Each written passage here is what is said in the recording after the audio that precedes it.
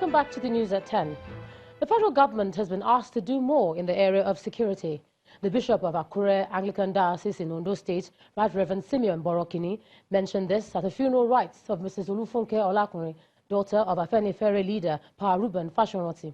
Mrs. Olakunrin was killed by gunmen along the Benin-Ore Expressway while traveling from Akure to Lagos on July 12, 2019.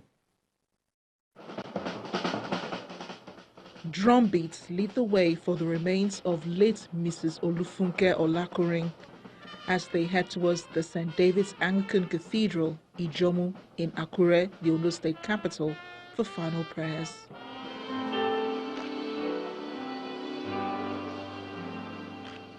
But the mood soon changes to sobriety.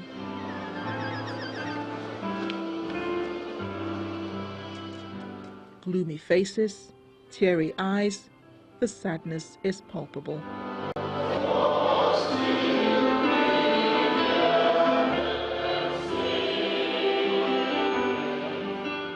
Her widower, Mr. Idowu Olakunrin, tries to control his tears as they roll gently down his face.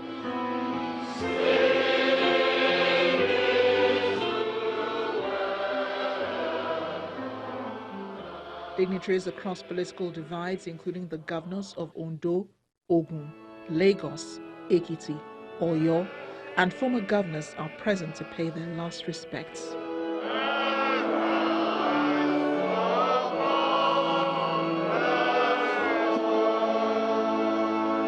Are you ready to meet into facing enjoyment, whether you like it or not? Whether you say yes or no, every one of us is going to face it on the judgment day. Then the body leaves the cathedral for the cemetery.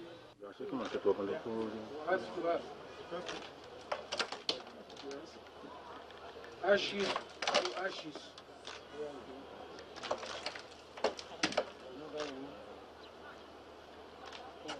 Dust to dust. We always describe her as the machine gun of the family. She was our rallying point. We're going to miss her. She has left us a couple of shoes that we cannot fit ourselves into. We feel cheated. We feel very bad. And what else? We leave everything to God. It's only God that can console us. It is inconceivable that anybody should be killed in such circumstances, and she was the only one killed on that day. I've consistently called on this government, the Buhari government, to do more for security. As the remains of late Mrs. Olakunrin makes the journey to her final home, the call once more resonates for improved security across the country to prevent another needless death. May her soul rest in peace.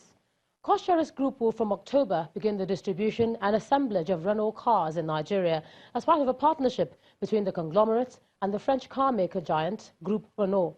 At a ceremony to put pen to paper witnessed by dignitaries, the president of Cost-Sharers Group, Dr. Cosmas Madoka, as well as the helmsman from Group Renault, both viewed the initiative as one that will impact the auto industry in the country.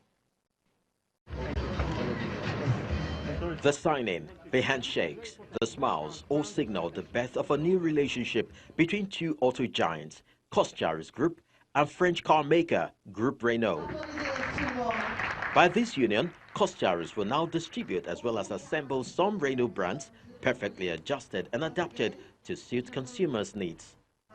As far as the president and chief executive officer of Cost-Sharers Group is concerned, the organization was built for days like this.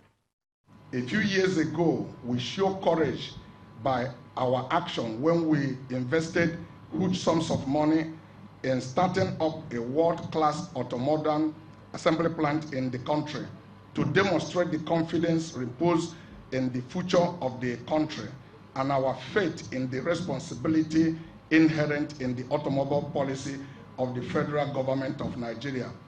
Group Renault, on the other hand, needs capacity and expertise to assemble and distribute cars in Nigeria. And Cost-Sharers fits the bill. The Cost-Sharers Group is a recognized player in car assembly and distribution in both activities, which is very important for us. And thanks to their expertise, and our products adapted to the local needs, we will be able to give an immediate answer to the customer's demand in Nigeria. Guests undertake a tour of the ultra-modern car assembly plant with a capacity of 18,000 cars per year on a single shift or 36,000 cars on a double shift. Two brands of Renault cars, the Duster and Logan, will be assembled here for a start. This is an exciting time for costuries and for car lovers in Nigeria. This is how we will increase job. There's no need to continue to export our job by bringing in a finished product, and we are talking about our youths coming out of school not getting a job.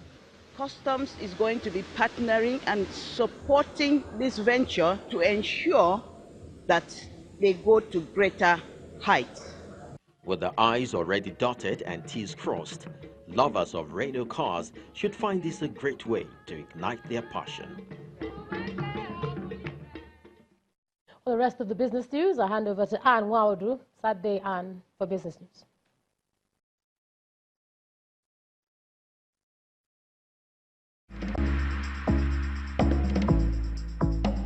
You first. First Bank.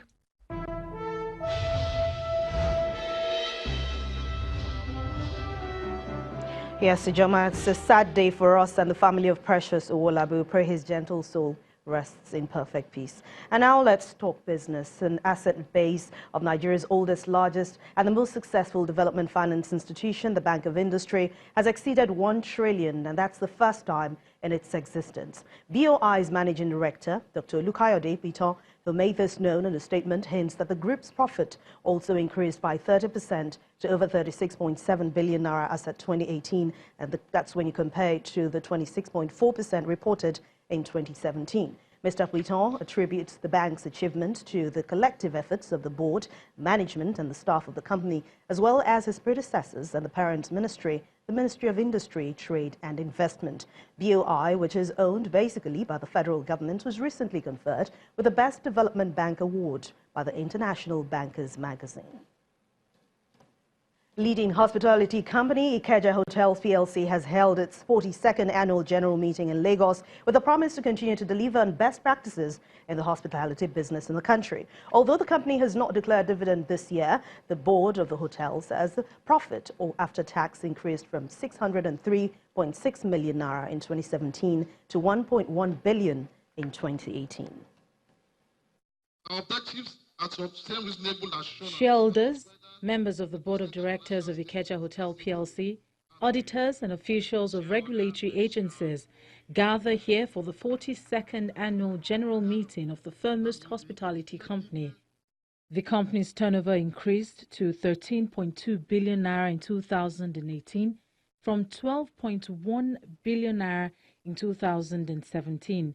Similarly, operating profit in 2018 jumped to 2.1 billion naira, up from 1.67 billion naira in 2017, while profit after tax more than doubled to 1.1 billion naira in 2018 from 603.61 million naira in 2017. With section 259 of the management of the hotel explains that despite the profit made, they were unable to pay dividends for the 2018 financial year as a result of some projects embarked upon. We are in the process of consolidation. As a result, we are retaining a lot of revenue to plow back, a lot of our income to plow back into the business. So the profit for 2018 is being plowed back into the business. They, however, promised a better 2019. We are coming up with a lot of strategies to ensure that we're able to sustain the level of performance we have recorded, and also to meet and surpass the goals we have set for ourselves. And also we are looking at ensuring that as the leading hospitality business in Nigeria, we continue to maintain that position and surpass it.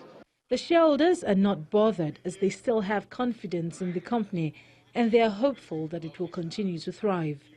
Very hopeful because amongst the directors we are being assured, even the chairman, that come next year, definitely we'll have something. The management continues to promise their shareholders and customers a consolidation on their achievements, attainments of greater heights, and maintaining the vision of transforming the Nigerian hospitality sector.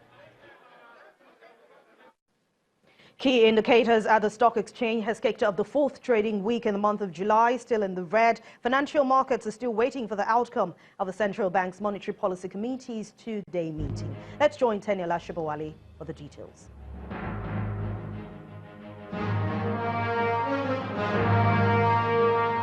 Hello and welcome to the Stock Market Report.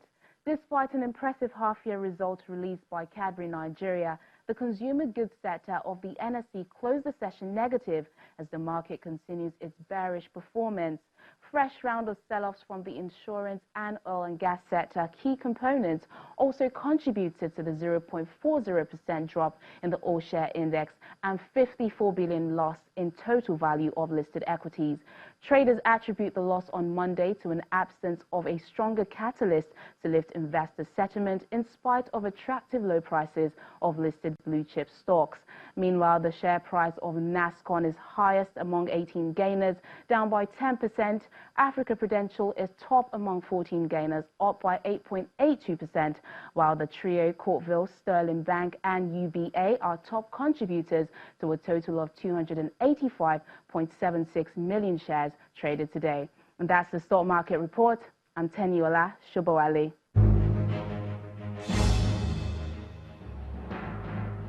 Thank you, Teniola. Latest corporate earnings has boosted major markets around the world, across the United States, Europe, and some parts of Africa at the close of trading today. But Asian markets have ended lower today, and Shanghai Stock Exchange makes its debut. Let's see the closing figures for today.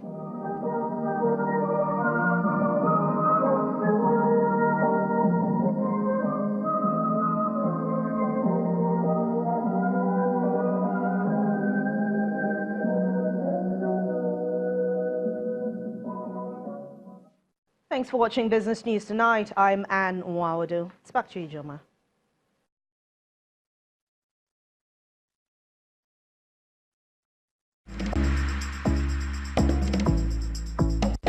You First. First Bank. Thanks a lot, Anne. And still ahead on the news at 10 from our London bureau. We'll be around the world in 5. Plus, we have sports news, Orca Starlets, Jigawa Gold Stars, Adamawa United and Warri Wolves.